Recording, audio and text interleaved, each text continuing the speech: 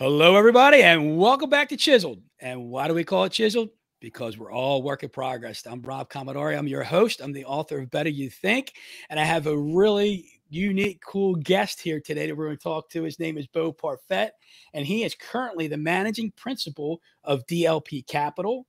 He's founder and CEO of Denali Venture Philanthropy, which there's a reason behind that. We'll get into that a little bit. He's the author of the book Die Trying, which I'm telling you, everybody, is an amazing book, amazing stories of some mountain climbing that Bo has done. And he's considered himself a ski mountaineer. And I'll let him tell you about that a little bit. Bo's married for 13 years now, has two sons, ages 11 and 7. And at some point in time, I think they have a goal to climb the 50 highest peaks in every state. Is that correct, Bo? That's correct. So welcome to the show, Bo, and thank you for being on Chiseled. And we're going to talk about how you've been chiseled in your lifetime. But I met Bo at a retreat. I met Bo about, I guess it was in March, the end of March, at what we call the legendary retreat with Tommy Breedlove. And we connected. I'm going to tell you a little bit about that. But Bo, let's start with that. You were at the retreat. What does it mean to you to be legendary? Thanks, Rob. And thanks for having me on the show. We did meet at their legendary retreat. And I think, you know, what does it mean to be legendary? There's a lot to unpack there, but I think that you have to start with this. So there's the two most important moments of your life are the moment you're born and then the moment you know why. And when you know your why, right, which is an unfolding for many people, when you know your why, then you can become legendary. And that is so powerful. It was that a Mark Twain quote, I think, if I'm not mistaken. It may be. Yeah, I've always heard the day you were born and the day you found out why. I love that. It's so powerful. I just hope people understand that because, you know, we're all born into this life and some of us go through it on autopilot, not knowing what our purpose is or what we're called to do. But the moment you find out why, and I totally love how you equated that to becoming legendary. So, and to your point, and to legendary, you know, it's a lot of people could approach that differently. And Rob, I'd be curious to hear what you have to say, but I kind of, if I break my life up into 3 buckets, so I have me, you know, my personal, right? So me as a person, my family, and then the third bucket would be business, my career. So personal, family, and business. And, you know, the goal is for all 3 of those to be on high octane, all working towards your why. And by the way, your why, for some people, it could be 1 sentence. For some people, it could be, you know, a lot of things, right? 10 sentences or something like that. So for the audience listening, there's no wrong answer, right? But when you know your why and you build those buckets around it, then you can start being, in my humble opinion, living a legendary life. Yeah, I agree with that. So to answer your question for me, I've been in this real estate world for 21 years or so, and I look at these 5 spheres of influence in my life, or as you put it, 5 buckets. And I look at the spiritual bucket, my family bucket, my financial bucket, my business bucket, and then my personal bucket. Those are the 5 areas. And I think you hit another nail on the head. There's no right or wrong answer. What does legendary mean to you? And for me, you know, it's like really being the best I can be in all those areas, knowing that I'm not going to be top notch in every area at all times. I think we're always learning to grow, right? We're a work in progress, right? Yeah, we're a work in progress. Yeah. So something happened really interesting that I learned about Bo. I'm going to tell you what he did for me first. It's really touched my heart. And then something really unique about Bo. So we're at this conference or retreat, let's call it. And it was 9 guys and the presenter, Tommy Breedlove. And we were just going through all these different subjects and topics and content for 3 days, 4 nights, I think it was, or 3 nights, 4 days. And my son was in a process of applying to some colleges, and Bo went to Colorado State for a little while. And I was just telling him, hey, my son's thinking about going to Colorado State. Next thing I know, Bo says, hey, I'll write a letter of recommendation for him. So Bo's like, we're on a break, and he calls my son up on a break and just asks him these questions. My son answers them, and then Bo just helps him write a letter of recommendation to the college. Now, nothing came of it, but what touched me was that I know Bo for maybe 2 or 3 days at that point. Known a little, we'd taken a couple of walks, and for somebody that's willing to do that for me and my son, I was in tears when I shared that with the group that day. If you remember that, Bo, so thank you again for that. I was honored to do it. And another benefit of this retreat, and for someone that wants to become legendary or impactful in their world or their community, I think for me, doing 1 to 2 retreats a year, where you kind of unplug for 2 or 3 days, you share vulnerability, right? Vulnerability is very key, and you and I both did that. And when you're vulnerable and you share your things that you're working on, your challenges, and you get people working together to try to be the best you can be, you really get to know people very, very quickly. So it was an honor and privilege for me to help you and your son out in that regard. And I'm very grateful for that. It's funny because I just said this to Bo the other day. It's like we met each other for 3 or 4 days. We've had a couple conversations, and I feel like I'm going to be a friend with this guy for life. So it's just an awesome feeling. So let's talk about the unique thing real quick. So when Bo introduced himself, he introduced himself as somebody who has climbed the 7 summits. And what does that mean? They're the tallest mountains in each of the 7 continents. So he's climbed all 7 summits, and he's actually written a book, Die Trying, which tells the stories about that. So we're not going to go deep into the book, but Bo, what in the heck got in your mind and your brain to sit there and say, I'm going to climb the 7 highest summits in the world? So for me, and maybe a lot of the people that are going to listen to this in the audience, is all of us at some point, I shouldn't say all of us, many of us at some point have obstacles, in our life. So for me, I was dyslexic. I had a speech impediment, and I had a separated family. My parents got divorced. So for me, I really struggled to learn in school. There was about an 8-year period there where it was really difficult. Every day going to school was very, very painful. And then to top it all off, I had this speech impediment. So I kind of, that affected me. And I would love to tell you that, and the story that I often tell is, I overheard my 2nd grade teacher at a parent-teacher conference telling my parents that I would never graduate high school. Okay. And Rob, I'd love to tell you I went home that night and said, hey, I'm going to prove that teacher wrong. And, but no, I went home that night and I cried my eyes out because I thought something was really wrong with me. And for the audience listening, whether if it's a physical or mental disability, for whatever reason, right? A lot of people have these struggles, and how you deal with them is very challenging, and there's no easy roadmap. But one of my mentors, one of my mentors just kind of said to me, this is a little bit later in life, is if you find something that you really love and you excel at doing, do that and get really good at doing it. Go 100 miles deep. Put in the 10,000 hours, and then that will give you the confidence to go and achieve, all these other things in life, school or whatever it is, right? Being a better person. So to end the story, I worked my butt off, and now I was in 7th grade, and my teacher in 7th grade told my parents, I've got good news.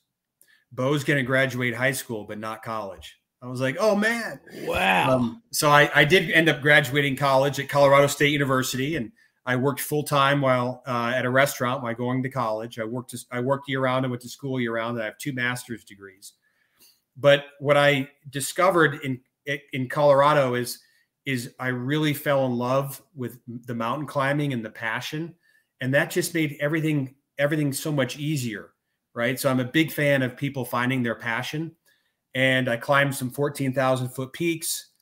The 14ers, is many of the people listening probably know about. So they're mountains that are over 14,000 feet tall. I heard about Kilimanjaro.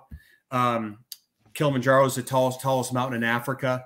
And while I was working at JP Morgan, I took my first vacation, and I barely made it to the top of Kilimanjaro. And Rob, it wasn't until the way down that one of my climbing partners said to me, Bo, so you're going to do the 7 summits? I said, what's that? He said, it's the tallest mountain on each continent.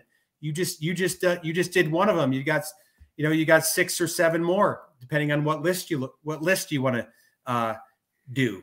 And it had never crossed my mind, but I'm like, you know what? I had such a good time on Kilimanjaro. It was so challenging. I want to go climb the next one and see what happens. So that's a little bit of kind of how I got into doing the 7 summits and how I got into mountain climbing. So if I could ask you real quick, I've read the book, most of the book. I got a few more pages to go, but it seemed like early on you didn't know a lot about what you were doing, didn't have a lot of preparation, and there was a Bo that had maybe an ego back then, right? And so it seemed like the first couple mountains you climbed, you were like the frustrated, impatient guy, egotist. Well, I just want to get to the top and say I did it. And then you learned that, hey, I got to be on the other side of this and be patient, be smart, be prepared.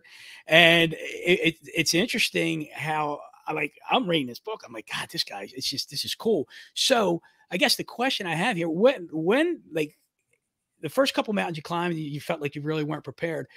Did you just feel like, hey, I can do anything I want to do because I'm Bo and I'm just going to force my way to the top?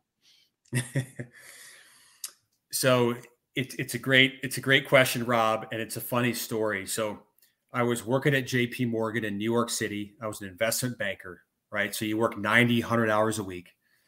And I was about 50 pounds overweight.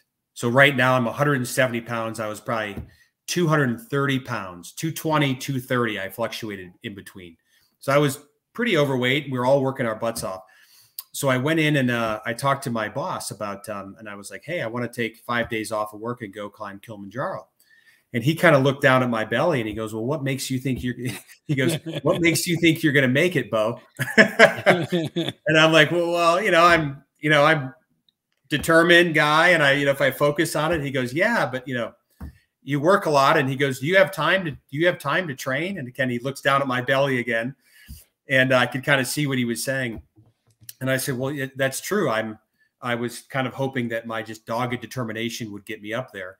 And then he said something to me, Rob, that really started a new trajectory in my life. And he said, Bo, if you want to do something and have more energy than you could possibly imagine, what you should do is you should climb this mountain, not for yourself, but for something bigger than yourself. That's so powerful there. Keep going. He said, go think about that and then come back and talk to me. So I did. I'll pause there. Because you were going to just climb this mountain for yourself. And then you did this. You raised some money, some sponsorship money to put some kids through school and whatnot. And that's part of the philanthropy piece for you. So what was there? Did you have to think about that long? Or, you know what? That was a profound statement. I'm going to do that. Did you hem and haw about that? I did. I remember going back and thinking, that it was a very good comment because it hit me like a ton of bricks. And it also made sense to me. Like some of my forefathers and family had, we had always kind of given back, but it was my first time kind of as an adult going, hey, you know what? I'm not going to give back because I'm a teenager or 10th grade going to volunteer somewhere. I'm actually going to do this as an adult and for me. So it was a big way for me to step kind of into my own adulthood, if you will, Rob. Uh-huh. And then it was a really cool. So I realized that I wanted to set up an educational scholarship. I realized that, Africa needs many things, but one of the main things they need doctors, because they need doctors to help people. So for about $15,000 approximately, if I raised that money, we could find 2 poor Africans that were from shanty towns. And there was an organization that would find these kids at young ages who had potential. And for $15,000, we could put 2 people through medical school. And it was awesome. So I went back. So I figured out that JP Morgan has a foundation. JP Morgan also donates to into the continent of Africa. So I got to meet all these cool people at JP Morgan in the foundation, very senior people. I kind of got to tell them about the project I was doing. I'm going to climb Kilimanjaro. We're going to create 2 doctors. This is going to be great. I very quickly raised the money. And then the best part of it was, fast forward to today, both of these doctors have saved over 10,000 lives. That's incredible. And you've had the opportunity to meet 1 or 2 of them, I think, correct? I have. Yeah. I've met both of them. Yeah. And how fulfilling is that? How fulfilling is that? I'm sorry to interrupt. Yeah. Oh, it's very fulfilling. It's very fulfilling. And one of these days, when I go back to Africa, I can now bring my kids with me, and they'll get to, they'll meet this organization, and we'll get to meet all the folks that we've helped over there over the years. That's incredible. So my takeaway from that conversation just now is putting meaning behind whatever you're doing. And like I'm in real estate. I remember first getting into real estate, okay, just sell as many houses as you can, make as much money as you can, and live as nice as you can. And that's about me. But when you put meaning behind it, I think it takes you to another place, like you said, and demonstrate it. And you're the audience is going to hear another podcast from a friend of mine who he owned a Cold Stone creamery, and his employees found meaning and coming to work every day and scooping ice cream. And it just built a great culture within the company. So it's not, you're going to hear this more than once through my podcast and in life, that find meaning in whatever you're doing. And it's just going to, it's going to take you to higher places. So Bo, you faced death. You almost experienced death yourself. You've seen people pass away. When you see that or experience that, is there like, am I lucky? Am I cutting it too close? Or man, was God there at a moment? You're like, okay, God, do you say a prayer when you experience that? What are those feelings like? What are those thoughts like in those moments? When you climb big mountains like I do, and if somebody is a race car driver or an extreme scuba diver, right? Skydiver, right? So different, or people even fishing in Alaska, right? You could get eaten by a bear. So, but for the mountain climbing that I often do, there's inherent risks, and the big scary ones I don't do anymore because I have a great wife and kids. But when I was younger, there were people that where someone that we had just passed, or they were just behind me, seconds and minutes away, where they were killed and I wasn't, or we weren't. And, having faith in God has been very important to me. And, God works in mysterious ways. And I'll never forget when we were doing this canoe race in Belize. So there's a canoe race in Belize, and the t-shirts would say, "Can you Belize it?" Oh, geez. Like, canoe Belize it. Kind of funny. Cool. Yeah, it's called the La Tamaya canoe race. It's very fun. For those listening, you can Google it and check it out. But it was like approximately a 4-day canoe race, 200 and something miles. And I remember there were 3 of us in the canoe, and it was the start of, I think, the 2nd or 3rd day. And there was some serious rapids, and we got pinned. We kind of got sucked off to the side, and we got pinned under this tree in very strong current. And we were all pinned, and it wasn't just a tree. It was almost like this huge beaver dam. It was like a bunch of fallen trees on the side of the river. And I just remember getting pinned under there and thinking, this is it. I can't move. And then all of a sudden I felt this bubble of calm kind of come over me, and I just broke free.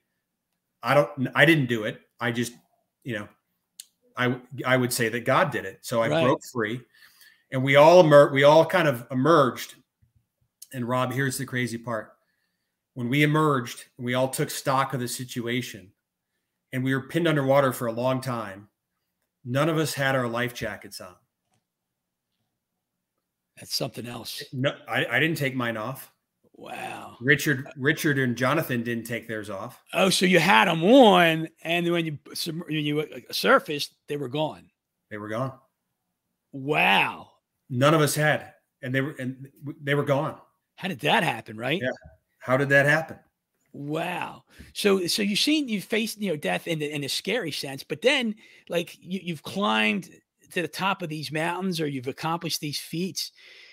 Like I'm picturing you at the top of a mountain, right? And I picture you looking at overseeing everything, and it takes me back to when I saw the Grand Canyon for the first time. And you're not climbing up, but you're looking down, and it's like thousands and thousands of feet down, and there's just an awness. There's a presence. And I like to tell people, like, you can like feel the spirit. You can even see it and hear it at times. So when you're at the top of a mountain, like, do you feel that? And I don't know if you know what I mean, but do you feel it? Do you see it? And you just know it's there? Absolutely. Absolutely. And it's really, and so on the way down, 80% of mountaineering accidents happen on the way down. And you can really feel it then too, kind of that protective spirit, if you will. And it's a beautiful feeling. Well, I can imagine. So I don't want to tell my wife I'm going to climb Everest at age 55, so that's not going to happen, I'm sure. But I can imagine and picture that. I was asked to climb Kilimanjaro back in February, and I didn't do it because it was during Valentine's Day, and I wasn't going to leave my lovely bride to climb Kilimanjaro. So. I think we may have talked about that. So, Rob, are you going to go back and climb Kilimanjaro? I don't know. I would like to. I would really like to. I'd have to get approval from my wife, but I would like to. So, like, there's something here that I want to actually, if you don't mind, I'm gonna read something here because I thought it was amazing, what you said, and people got to be careful not to take this to the nth degree. But it's a quote that you have in your book from William Arthur Ward. It says, "To live is to risk dying. To hope is to risk despair. To try is to risk failure. But risk must be taken because the greatest hazard in life is to risk nothing." I'm not reading the whole paragraph here, but that's so powerful. So, some people would say, well, I'm not going to risk climbing Mount Everest, but what risk aren't you taking? What would you say to that?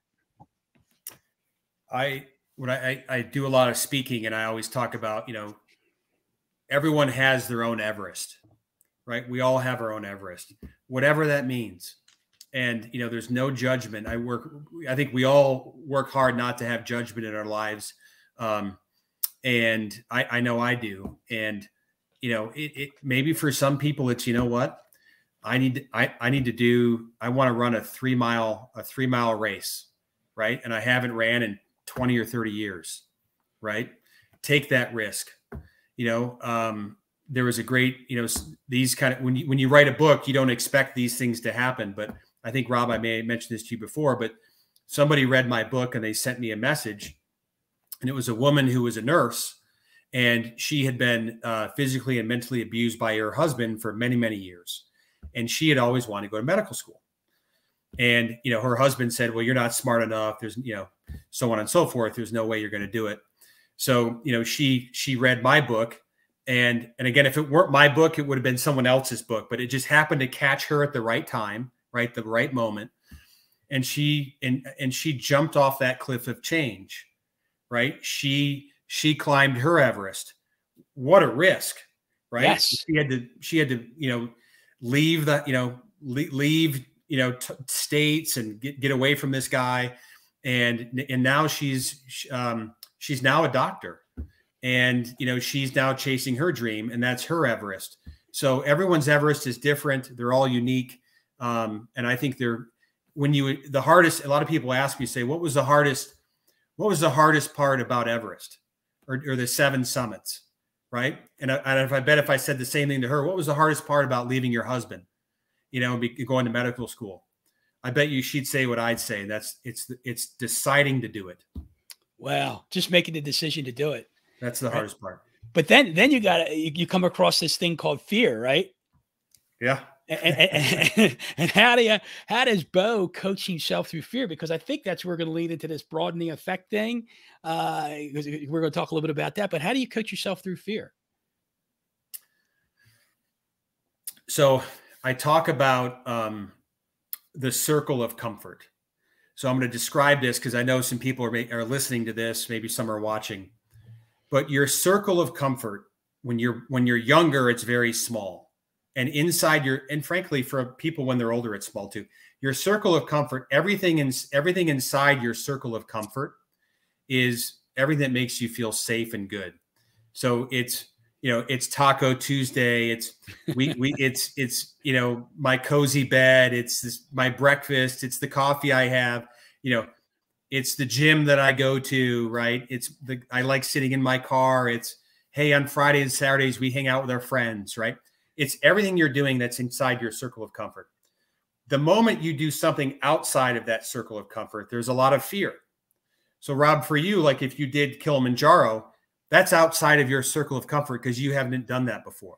Correct. So if you can accept that you're going to have fear, but push through it and do it anyway, and you start to do things outside of your circle of comfort, well, guess what?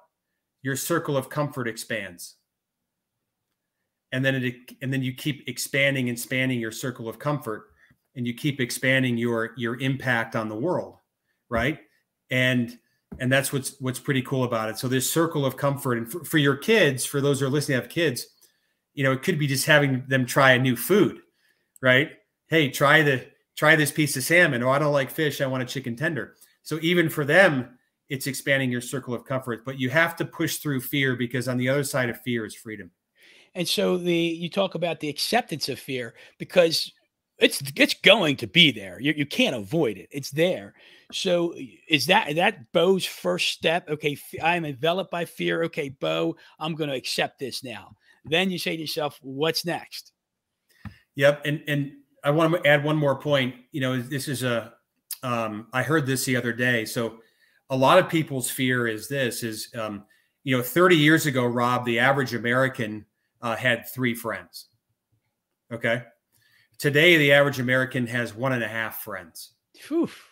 Okay. I'm still trying to figure out how you get a half a friend, but the definition, a common acceptance definition of loneliness is if you have less than 3 friends.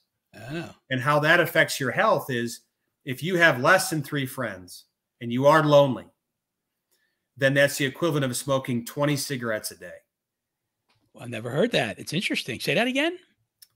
So if you have, the average American right now has 1.5 friends, okay, which is that if you're below 3, that's a common definition of loneliness. Loneliness, right.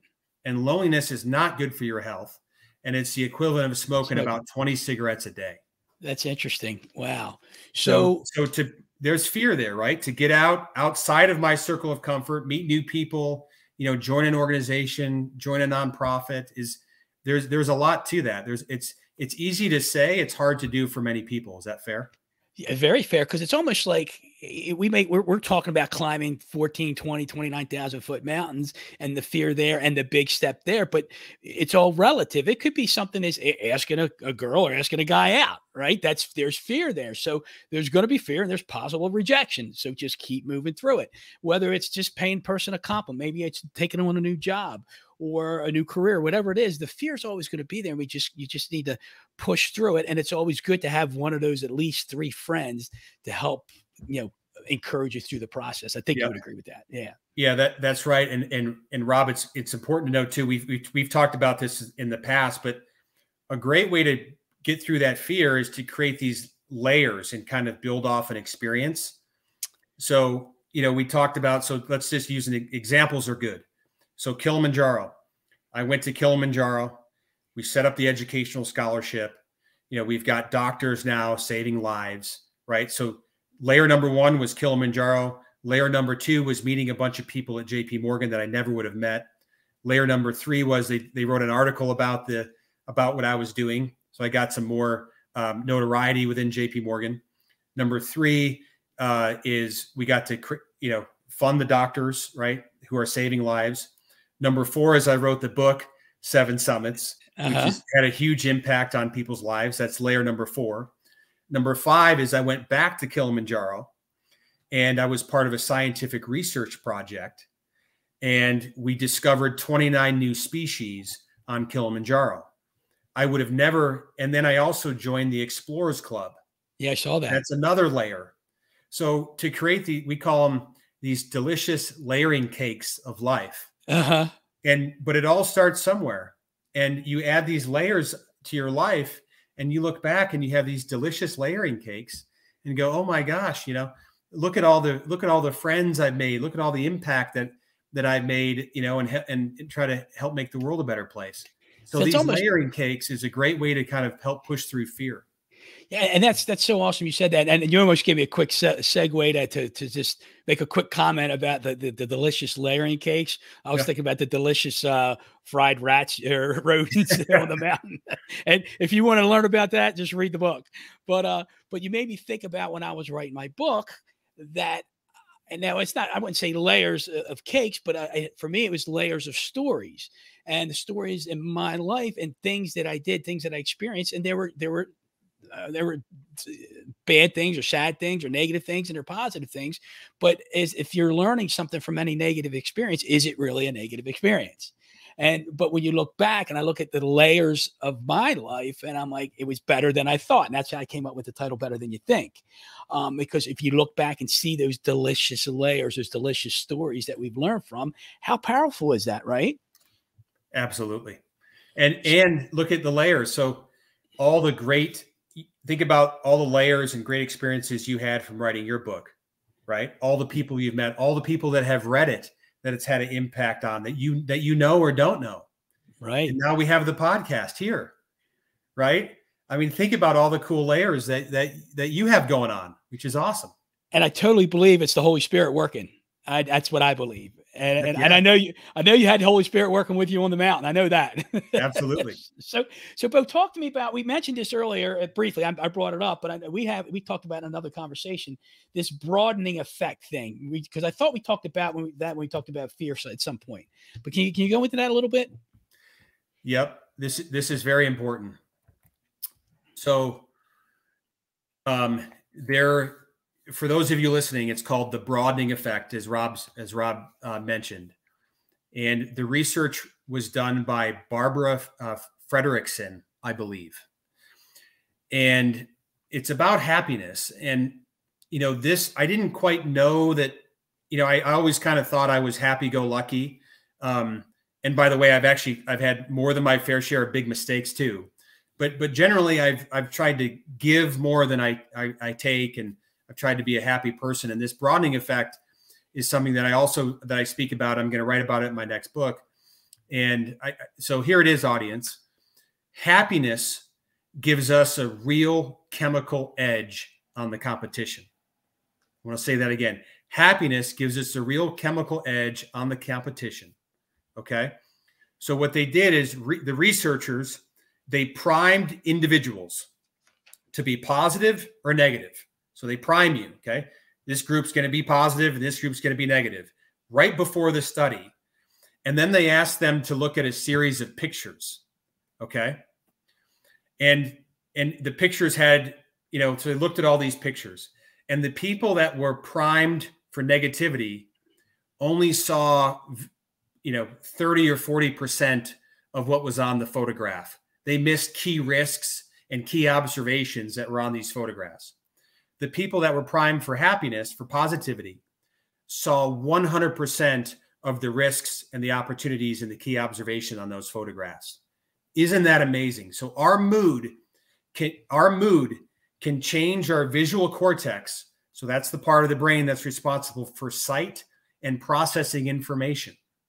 Okay. So our mood can change that, our visual cortex. So the broadening effect literally helps you not be so nearsighted or myopic, and broadens your view. And the benefits of this are unbelievable. So the broadening effect is one I highly, highly recommend that people look into and give it a shot. So let me ask you this then. It's all based on your mood is going to determine or dictate how you see things, positive or negative, or make more negative or more positive, than depending on where you are. So if Bo wakes up in a bad mood, is Bo saying to himself, I'm in a bad mood? How am I going to see things differently than if I was in a good mood? And then if that's the case, then you say, okay, how do I change my mindset from a bad mood to a good mood? So a great book out there for people is called Miracle Morning. Miracle Morning is a great book. Highly recommend it.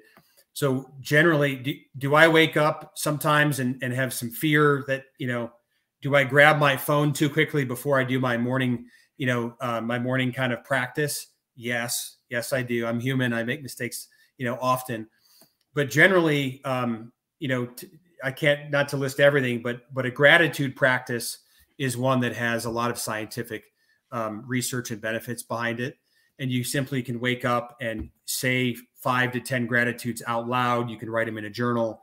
And then you kind of set your intention today. Like today, I'm going to have a great day because of these things. So that can take someone 5 minutes. It can take someone 2 minutes, or you could turn it into much longer. And then I always like to end the day with gratitudes as well.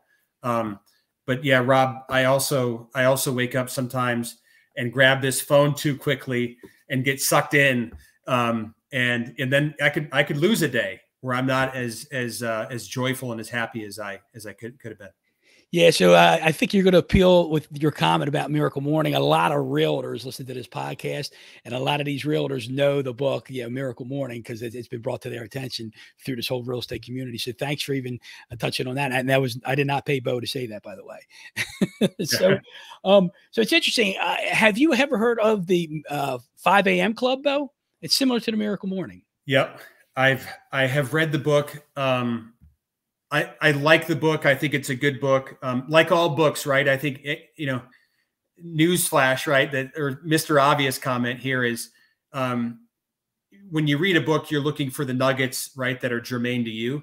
A lot of people, and I think he even says this in the book, you don't have to get up at 5 a.m., right? Right. Maybe if your routine is 6 a.m. or 9 a.m. or 2 a.m. or 2 p.m., whatever it is.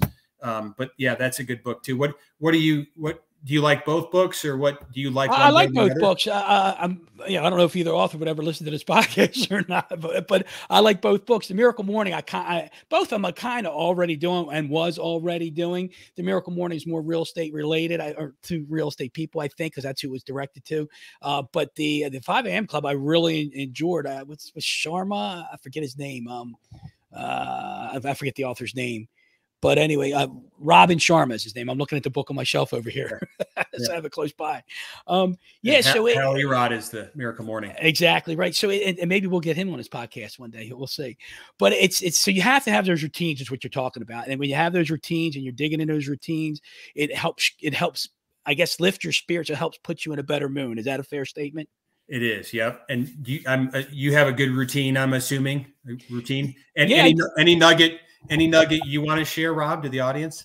Yeah, sure. It's fine. I appreciate you asking, because I leaned over and I got my gratitude journal right here. I try to write 5 or 10 things a day. What I don't do is in the evening, and I probably should do a better job in the evening of like closing the day down.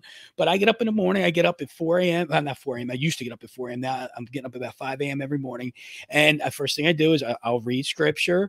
I'll meditate and pray. I'll go write in my gratitude journal anywhere from 5 to 10 things. And then I will do a little journaling myself. Just to, with what's happened the day before. How did I feel? How did I think? What could I change? How could I be better? And stuff like that. And then I write about eight notes every day. I write notes to people, friends, and family, whomever I had experiences with the day before. And then I work out and eat, and I'm on my way. And so I believe by 8 o'clock every morning, I've won most of my day, pretty much. And it's a discipline, and it's a discipline of doing it. Some people think, I can't do all that. What are you, crazy? But it's just start. Maybe read 1 page a day, because I do. I didn't even include there that I read 20 minutes. I read 20 minutes of a book every morning. So it's like, it's just start. If you can't read 20 pages, then read 1. If you're a slow reader, then, don't read as many. But getting into a discipline of something every day and every morning, starting in the morning, I think is vital to the success and the mood of your day. Fair enough? Absolutely. So I don't know if you had a question right now, but I was going to ask you one more thing here. Yeah, I was going to say something I think that I think the audience would want to hear. So the power of a good question, right? And Rob, you know this because you keep asking great question after great question. Thank you. And I think there's a great book out there called The Great Questions Leaders Ask. Uh-huh. And so I'll give you a fun example. So there is a restaurant. I could give a mountaineering story, but I'm going to give a restaurant story because I've used this in mountains too. And they can read your book, right? We're gonna plug that when we're finished here. For sure. So there's a restaurant. It's called. It's a really nice restaurant in California. Okay. It happens to be called French Laundry. Okay. And I wanted to get into it. Okay. I wanted to go, and I had heard about it, and you need to make a reservation. I don't know what it was, 6 months in 6 months in advance. And I missed the window, and I was going to be in San Francisco, and it just was really hard to get a reservation. So we went to this. So we found a kind of a place near it. And I said, you know what, let's just drive into French Laundry. I just want to see it. I want to actually just see, is it this hard to get in? So I walk in there, and there's, the person behind the you know, dressed with a tie and very professional. And, you know, clearly they were the leader, right? They were the leader, the Commodore of this restaurant. So I introduced myself and asked them their name. And I said to the person, have you ever knowingly helped a person achieve a lifetime dream? And what was the response? All right. I bet they were like, have you ever knowingly helped a person achieve a lifetime dream? And they kind of looked at me. And I said, think about it. And today, if you did that today, for the rest of your life, you could say, man, I helped someone achieve a lifetime dream. You know, that'd be pretty cool. And he looked at me and he said, you know, I guess I haven't. I said, well, today's your lucky day. I get it. I didn't get it right away, but I got it. Yeah. Today's your lucky day. You're going to help me get into this restaurant. Did he help you get in? Yeah, he did. That's so good. I'm sitting there waiting for this profound thing, you know, and then you help me get in a restaurant. You helped them achieve a dream. Today. That is so funny. But, you know, Bo, we say that, you know, with some humor there, but it's pretty cool because a lot of people listen to this podcast that I know that are in real estate. We're in this community that we get coached, and we talk about this thing called the journey wall. And it's like you look back 5-year increments of your life and what all the positive experiences you've had, what failures you've had, what lessons you've learned, and who has impacted you in those 5-year increments in your life. And the last thing is, do you feel God was part of it? But so you go back and you look who has helped you. But then if you flip that, you can go and think, okay, who have I helped? Whose journey wall am I on? Who have I helped achieve one of their big dreams? So I appreciate you sharing that and let me segue into that. But hey, Bo, before I let you go, I do want to mention something. I'm going to read something else from your book here because I thought this is profound, and this is for anybody, right? You're a guy that had learning disability, I guess. You were dyslexic, and you had your struggles, your fair share of struggles as a kid. But this is when you were on the top of the mountain, Vincent Massif. Is that how you pronounce it? Yep. And that's in Antarctica. And how cold did it get there, Bo? Minus what? Really cold. I mean, I don't know, minus 20, 30, 40. I know you said in the book, you say it gets as low as minus 100 degrees at points. You know, it does. It does. Absolutely. You were just trying to be modest there, right? Yeah. I don't think we didn't experience that, that minus 100, but we experienced pretty darn cold. Yeah. So I want to read this real quick so people can hear this because I think this is so important. You were at the top of the mountain with a friend of yours, Rich, and we were exchanging pictures. You took his picture, he took yours, and then you were holding the Kellogg flag, which was the school you were going to, right? I think it was.